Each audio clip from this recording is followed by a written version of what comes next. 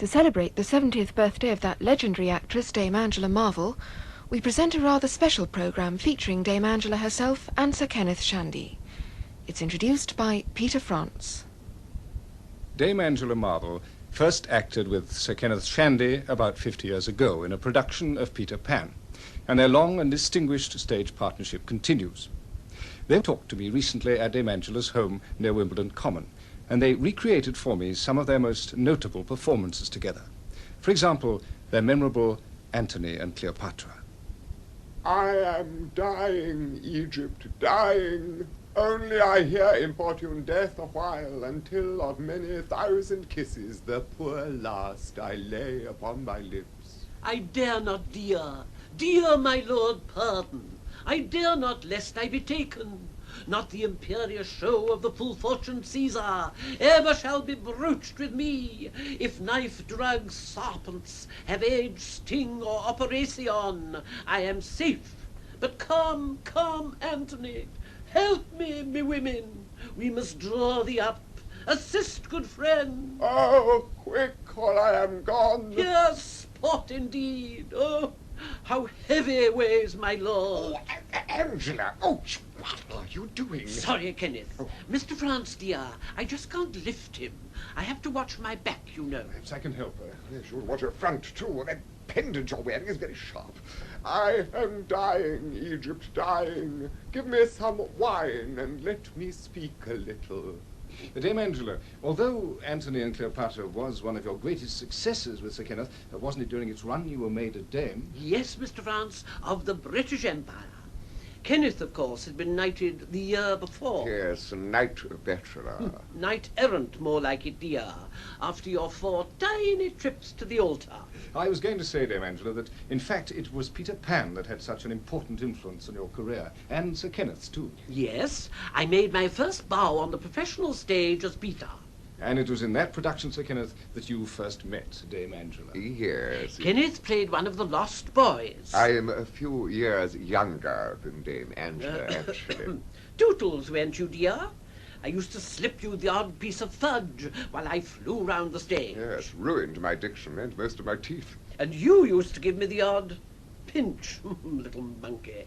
Dame Angela, when you played Peter Pan, which was your favourite scene? Oh, the one where Peter asks the children in the theatre to save Tinkerbell. Audience participation, they call it now. And what a response I used to get from the little blighters. Yes, orange peel, toffee I papers. say, now look, I've had a brainwave. Let's have a bash at that scene, just for fun. Oh, no, really, Angela, at your age? Peter Pan was ageless, dear. Fairies are. You can read Sir James Barry's stage directions. I met Barry once, you know, such a shy little mouse.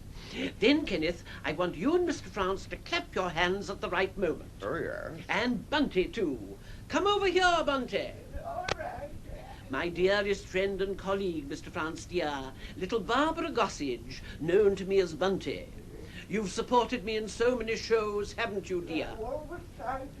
Yes, well, stop mumbling, Bunty, and just get me the copy of Peter Pan, will you? This is the scene after Captain Hook and the pirates have kidnapped the children. Yes, Peter Pan is asleep in the home under the ground, and Hook has poured poison in his medicine. Can't say I blame him. And Tinkerbell, loyal wee thing, drinks the stuff. Why, Tink, you have drunk my medicine. She flutters strangely about the room, answering him now in a very thin tinkle. Tink, dear Tink, are you dying? He has never called her dear Tink before, and for a moment she is gay. She alights on his shoulder, gives his chin a loving bite, whispers, "You silly ass," and falls on her tiny bed. She says she thinks she could get well again if children believed in fairies. He rises and throws out his arms, he knows not to whom, perhaps to the boys and girls of whom he is not one. Do you believe in fairies? Say quick that you believe. If you believe, clap your hands. Oh, go on. Tink is saved. Not with those mingy clappers, she isn't. Oh, get on, they're doing it. Oh, thank you, thank you, thank you. And now to rescue Wendy. Dame Angela, Sir Kenneth, thank you very much indeed. You recaptured the atmosphere of the scene perfectly. Oh, quiet, Parky. That will do. Down. I'm afraid you're rather too small a doggy to play Nana. What's he called, Dame Angela? Parky. Yes, you know, I appeared on the Parkhurst show. Parkinson You saw it, did you, Mr. France? Oh, I do like Parky. asked you about your sex life, didn't he, Angela? And I said to him, in the words of our greatest playwright, Mr. Parkhurst, it's much ado about nothing. Oh, that floored him. And your little dog's appropriately a Yorkshire Terrier. More or less. Let's go back, shall we, to the early 1930s. By then, Dame Angela, you and Sir Kenneth had established yourselves as a very popular stage couple. Yes, we did seem to make a kind of theatrical chemistry together. Kenneth was frightfully handsome, you know, still is. Oh, I can't. And I, well, I suppose I had vitality. And then later in the 30s, you did a season of Shakespeare. Fundamentally, you see, Angela and I were both classical performers. I'd trained my voice with Elsie Fogarty for a short time. Fogy, we called her. Wonderful woman. My vowels are pure Fogy. She gazed at me when I first went to see her, and she pointed to this, and she said, "You have a weakness there." His diaphragm. Yes, it's very strong now, you know, very strong. I never trained at all. No, you could have done with a bit of discipline. It's all instinct with me, dear. My vowels were always open. Your Macbeth at the end of the season is still talked about. Was it, as Macbeth so often is, unlucky? Death at the box office. Didn't take a penny. Nonsense. It was a great artistic success, Kenneth. There's an old record of that production of Macbeth which you made at the time. I know you've got a copy. Shall we hear a part of it? Yes, why not? Tomorrow, and tomorrow, and tomorrow. Creep Hardly, Kenneth. Lady Macbeth's passed on by that point. Oh, all right. Bunty, you look for the record, dear. Yes, that's it, on top of the Steinway. Next to the biscuit barrel, dear. Yes, well done, dear. Now, put it on the gramophone. Which chunk shall we have? I suggest the scene in Act 2, just after the murder of Duncan. Yes, enter Lady Macbeth. Got the right place, Bunty? That which hath made them drunk hath made me bold. What hath quenched them hath given me fire. Hark! It was the owl that shrieked, the fatal bellman, which gives the servants good night. He is about it. The doors are open, and the surfeited grooms do mock their charge with snores. I have drugged their posses. The death of nature do contend about them, whether they live or die. Who's there? What? Oh! Alack, I am afraid they have awaked, and 'tis not done. The attempt and not the deed confound us. Hark! I laid their daggers ready. He could not miss them. Had he not resembled me father as he slept, I had done it. Oh, my husband! I have done the deed. Didst thou not hear a noise? I heard the owl scream and the crickets cry. Did not you speak? When? Now. As I descended? Aye. Hark! Who lies in the second chamber? Donalby. This is a sorry sight. The foolish thought to say a sorry, say a sorry, say a sorry, say a sorry, say a sorry, say a Bunty, dear, I think we'd better jump a bit further on. Oh, of course, the record is pretty ancient, like us. Yes, I think Dame Muriel sat on it by mistake last week when she came to tea. I've been playing it to her.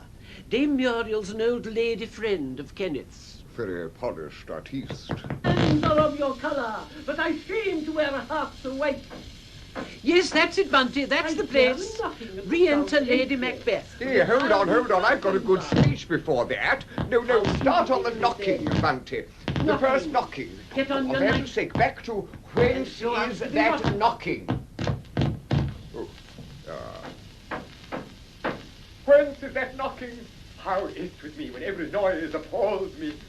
What hands are here? Ah! They pluck out mine eyes. Will all great Neptune's ocean wash this blood clean from my hand?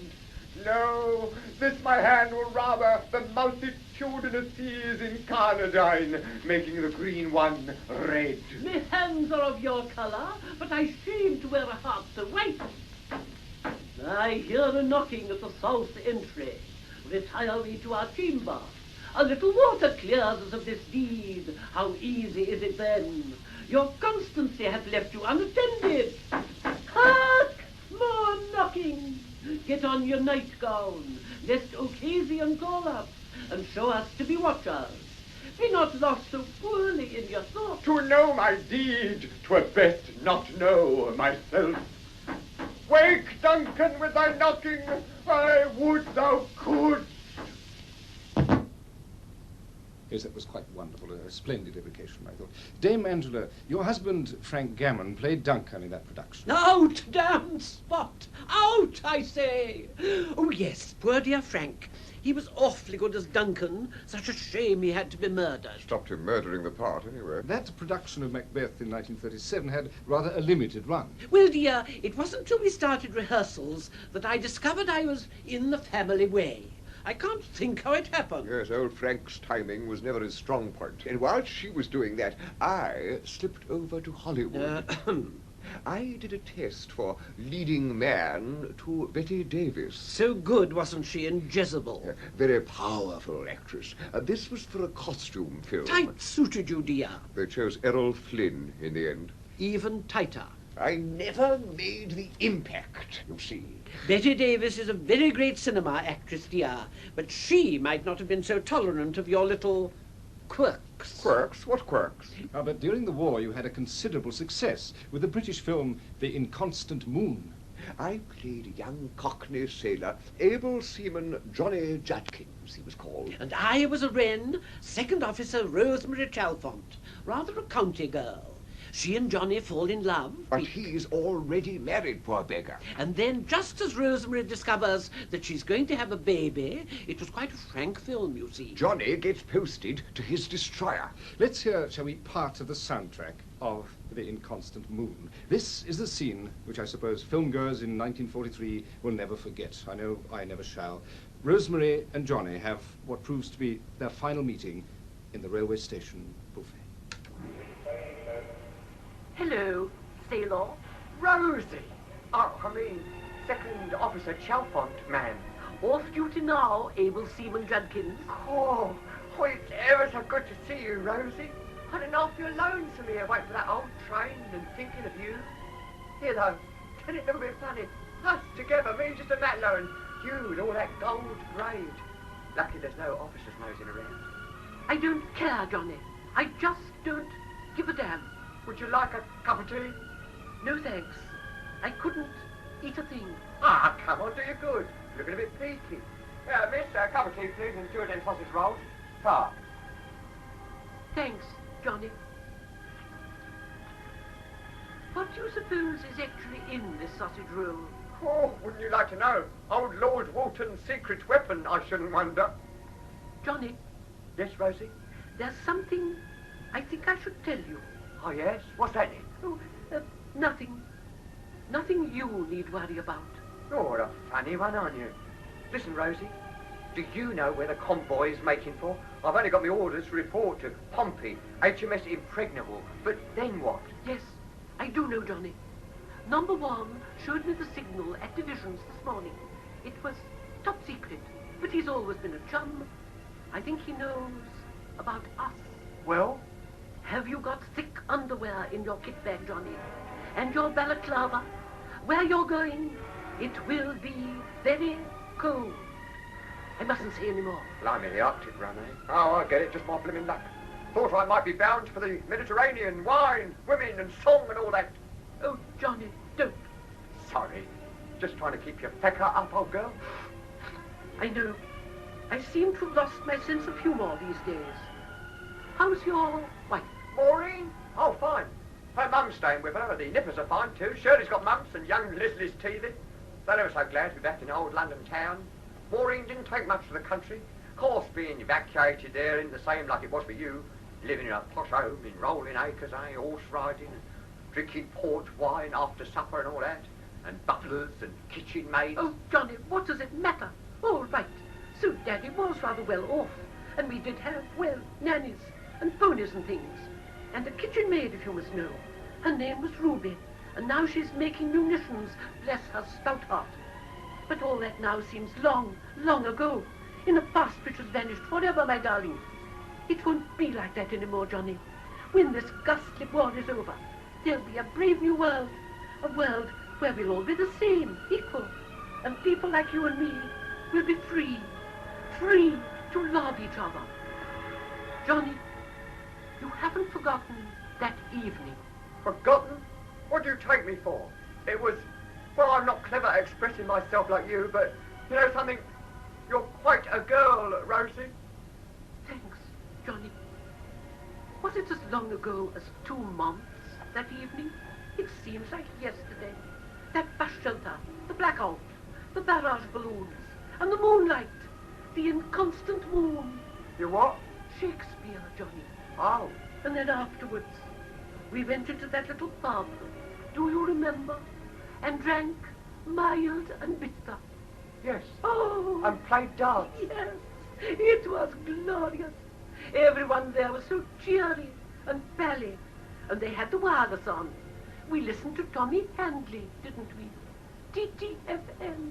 Can I do you now, sir? After you, Claude? No, after you, Cecil. I go, I come back. No, Johnny, will you? Will you come back? Of course I will. Oh, how I wish I could sail with you in HMS Impregnable. Oh, you wouldn't like sleeping in them hammocks. Is that your train? Afraid so. Yeah. I'll have to go, Rosie.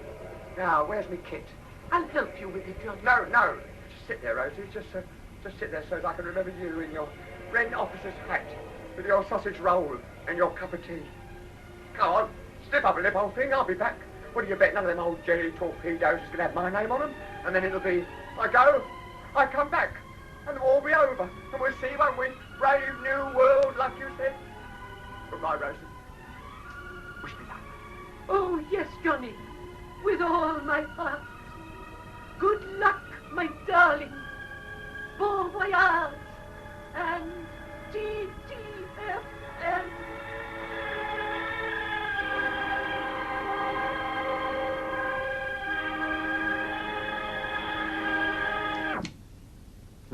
Sounds a bit old-fashioned now. Oh, poor Rosemary. We had a very strong supporting cast. Eric Portman, Deanna Durbin, Dame May Whitty. Deanna Durbin, dear, surely not. Eh? Oh, no, of course not. Lassie. No, what I mean, Dulcie, that's it, Dulcie, what's her name? And Gordon Jackson. He played a young ordinary seaman. Scots, of course. Such a moving performance. Nice little cameo part, that's what I accept nowadays. While he's doing his little cameos, I often read a serial for Woman's Hour. Yes, I like these big films, the kind they do on location. One gets a bit of travel, as Larry said to me, or it might have been Johnny, or Ralphie. Just take the money, dear boy, and run. I think it might have been Noel who said that, dear. You both knew Noel Coward, of course, in the 1930s. Yes, Noel was one of our dearest friends. The master. When war broke out, we took a tour of private lives to the Welsh coalfields and army camps. Noel very kindly came to one of our rehearsals before we left London. I'll never forget him saying to me, when I kept getting a bit of business wrong, I think it was that tussle on the sofa, he said, what did he say, Kenneth? You said to him, But it's ridiculous. I know it like the back of my hand. and Noel said, that's just the trouble. You're playing it like the back of your hand, all fingers and thumbs. I knew you'd remember, dear. And I said to him, very well, Noel, I'll knuckle under. I'm not sure he saw the joke. I was very touched. At the end of our rehearsal, Noel came down through the stores. We were on stage, and looking up at us, he said, my dears, the troops don't deserve it. I certainly don't. Wonderful, wonderful, Noel. I say, what about you and I doing a bit of private lives now, Kenneth? Just for nice Mr. France. You come on, Angela, I don't know. Oh, be a cherub. Bunty dear, you go and play the piano for us. Got the melody? La, la, la, la, la. Oh, well, it'll come back to you, dear. Now, this is the famous scene on the hotel terrace in Act 1. I'm going to begin on this line, have you known her long? That's Amanda asking Elliot about his new wife, Sybil. All set at the pianoforte, Bunty? You've got to pretend you're a little orchestra, dear. Quiet, Bunty, dear. You come in later. Have you known her long? About 4 months. We met at a house party in Norfolk. Very flat, Norfolk. How old is dear Victor? 34 or 5. And Sybil? I blush to tell you, only 23. You've gone a mucker all right. I shall reserve my opinion of your choice until I've met dear Victor. I wish you wouldn't go on calling him dear Victor. It's extremely irritating. That's how I see him. Dumpy and fair and very considerate with glasses. Dear Victor. As I said before, I would rather not discuss him. At least I have good taste enough to refrain from making cheap jibes at Sybil. You said Norfolk was flat. That was no reflection on her, unless she made it flatter. Your voice takes on an acid quality whenever you mention her name. I'll never mention it again. Good. And I'll keep off Victor. Thank you.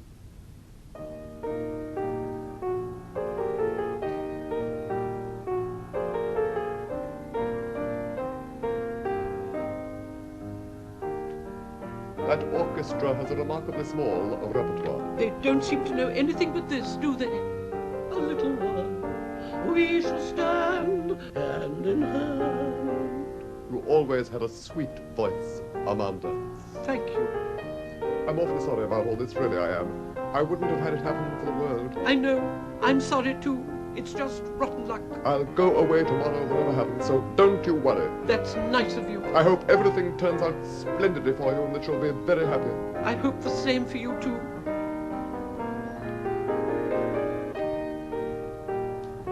Nasty, insistent little tune. Extraordinary how potent cheap music is. Yeah. What on earth is that? What's that noise? It's only the clock, dear. There's no clock in the scene. What fix it?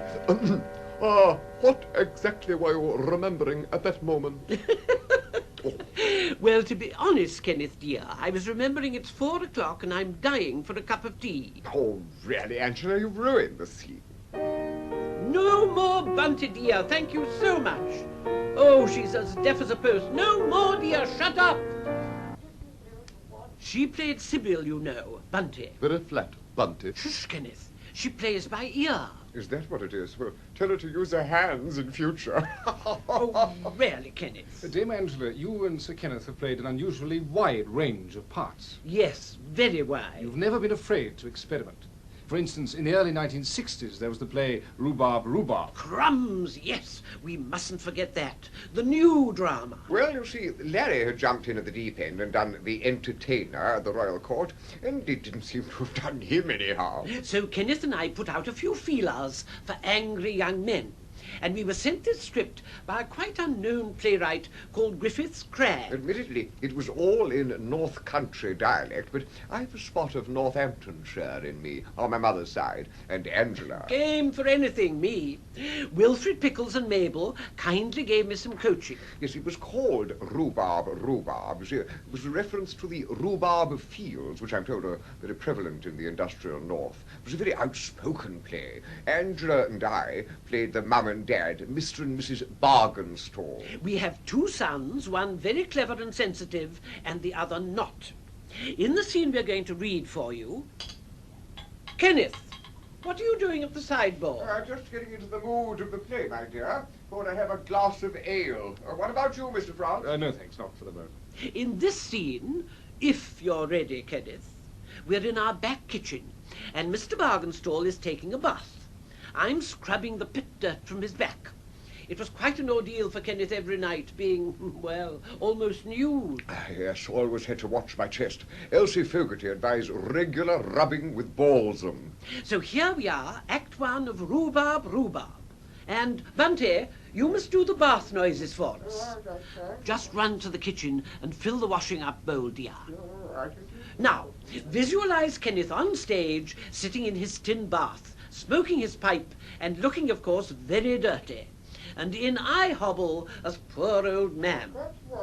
Got the bowl, Bunty? Good. Now, where are my specs? This script's not very clear, is it? All set, Bunty? Action. Here's a fresh kettle of hot water, Dad. I'll scrub the back, love. Aye, and go easy with that soapy brush, Mother.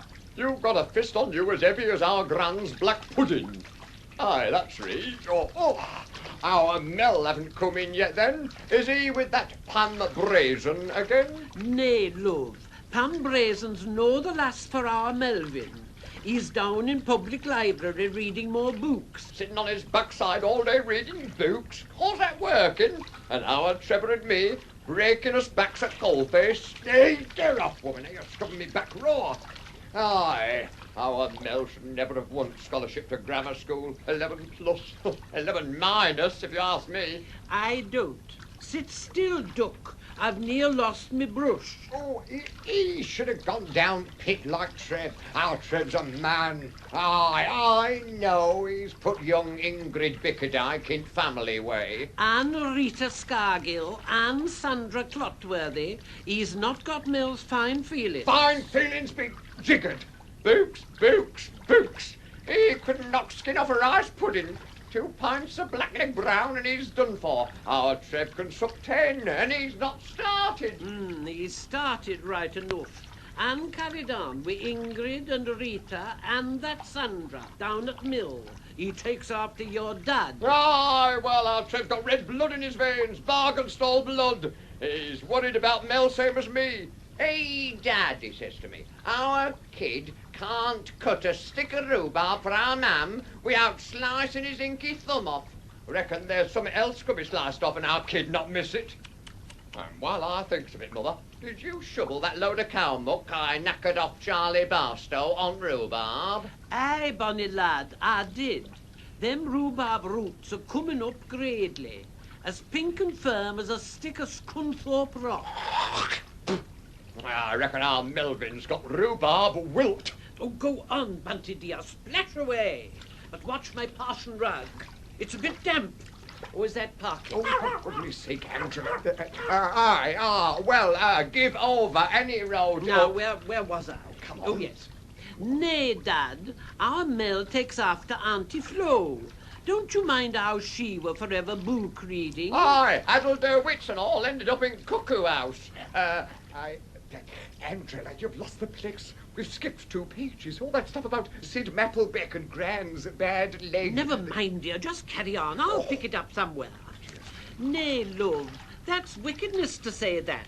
Our Mel thinks the world of us, his family. We're his roots, he says. Yes, where have you got to now, Angela? Cow muck's good for roots. Oh, I see. Oh, yes. Aye, cow muck's good for roots. Now give over, Mother. I'm fair clemmed. And this water's colder than a brass monkey. I mun go and look at me leaks. Sid Mapplebeck's have all got leak maggot rot. Aye, Hinny, you do that. Look to your leaks. And have a gander at them rhubarb roots, too. Aye, there's our Melvin coming up street now.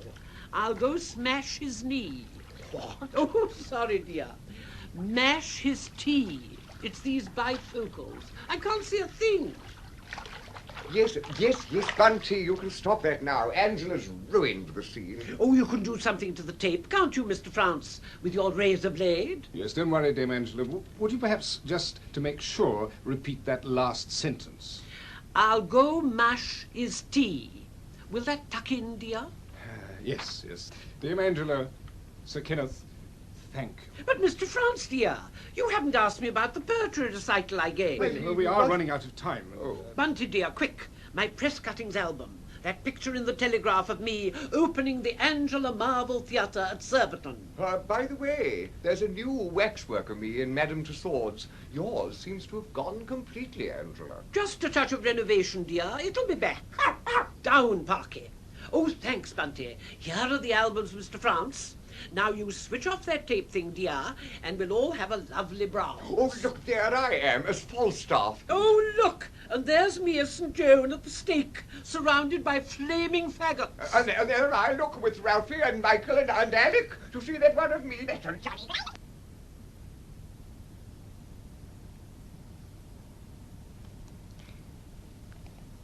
In 17 marvellous years, Dame Angela Marvell and Sir Kenneth Shandy were talking to Peter France. Also taking part were Kenneth Williams and Arthur Marshall. And we apologise for the fact that the unedited recording of the programme first heard on Boxing Day was broadcast once again. The producer was Pamela Howe.